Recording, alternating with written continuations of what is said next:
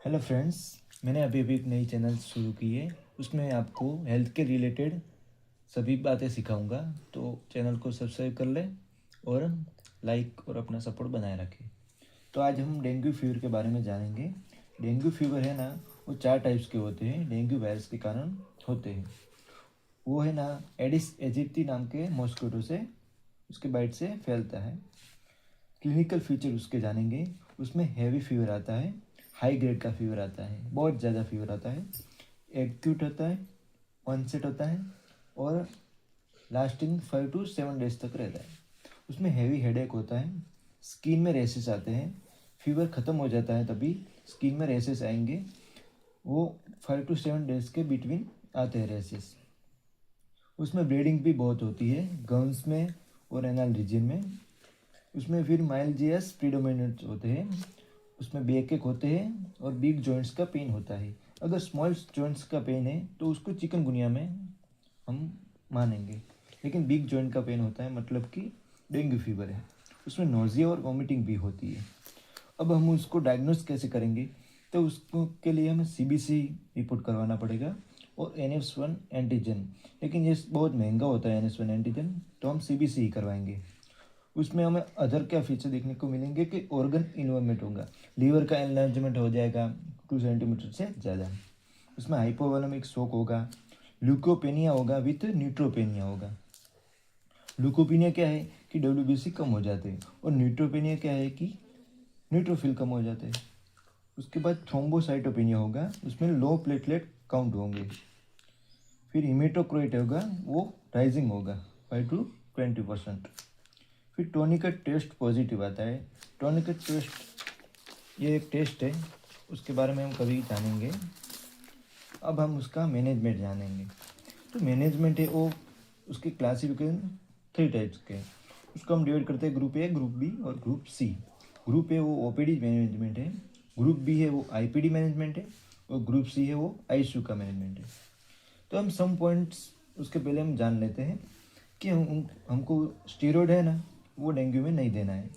फिर हमको NSAIDs नहीं देने हैं, ओनली PCM देना है हमको, क्योंकि NSAID से वो बहुत किडनी डैमेज करते हैं और लीवर डैमेज करते हैं।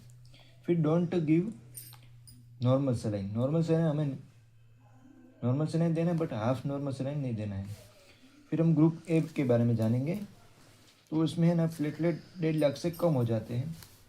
तो उसमें हमको क्या करना है कि फ्लूइड इंटेक बढ़ाना है, कि ORS देना है। और फीवर के लिए हमको PCM देना है। फिर कैरीपिल की टेबलेट एक आती है जिसमें पपैया का लीफ आता है। तो हमको पपैया का लीफ का है ना, उसका जूस बना के भी पिला सकते हैं। और ग्रुप बी के अगर पेशेंट को फिर भी प्लेटलेट कम हो रहे हैं, अगर हमने OPD ट्रीटमेंट कर लिया, उसके बाद भी ट्रीटमेंट में प्रॉब्लम आ रही है, ठीक नहीं हो रहा है, तो हमको उसके लिए फ्लूइड थेरेपी देनी पड़ेगी। फ्लूइड थेरेपी क्यों देनी पड़ेगी? क्योंकि प्लेटलेट कम हो रहे हैं। तो उसमें हम क्या देंगे कि नॉर्मल सलाइन देंगे 0.9% और रिंगल लैक्टिक भी देंगे। लेकिन हम नॉर्मल सलाइन ही प्रीफर करते हैं। तो हमको नॉर्मल सलाइन कैसे देना है? तो 5 to 7 ml पर kg पर आवर के हिसाब से 2 घंटे तक देना है। देन हमको टेपर डाउन करना है। टेपर डाउन मतलब कि अगर अच्छा इससे रहता है तो थोड़ा कम करना है। तो 3 to 5 ml पर kg पर आवर और 4 आवर्स तक लगाना है। उसके बाद रीअसेसमेंट करना है कि पेशेंट का कैसा है बिहेवियर, उसको फीवर ठीक हुआ कि कैसा रिस्पॉन्स है, वो देखना है हमको। अगर इम्प्रूव होता है इमिडोक्रेट, तो हमको 3 ml पर kg पर आवर के हिसाब से 4 आवर तक फिर से कंटिन्यू रखना है।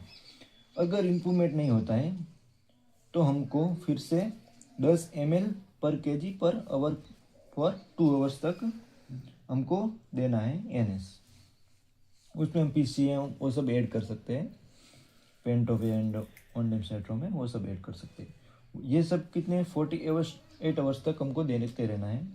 और उसके बाद स्विच करना है ओरल फील्ड्स पे, और हमको देखते रहना कि पेशेंट की कंडीशन कैसी है।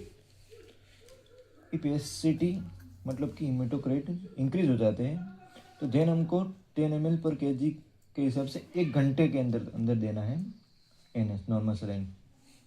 और अगर वेरी इंक्रीज हो जाते हैं तो हमको फिर RBCs ब्लड ट्रांसफ्यूज़न करना पड़ेगा, वो भी कितना 10 ml पर kg/h। प्लेटलेट हमको कब चढ़ाना है? तो प्लेटलेट हमको जब प्लेटलेट 10,000 से कम हो जाए तब हमको प्लेटलेट चढ़ाना। और ब्लीडिंग भी ज़्यादा होती है ऐसा कुछ है तो फिर हमको 20K से नीचे भी प्लेटलेट चढ़ा देने हैं। ये तो हो गई ग्रुप बी की ट्रीटमेंट।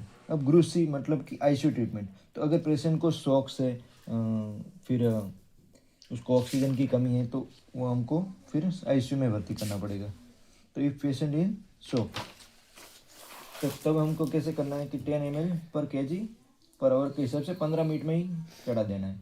उसके बाद हमको इम्प्रूवमेंट अगर नहीं दिखती है तो हमको कोलेट्स पे शिफ्ट करना है, एल्ब्यूमिन और डेक्स्ट्रान पर, और ऑक्सीजन वो सब थेरापी शुरू करनी।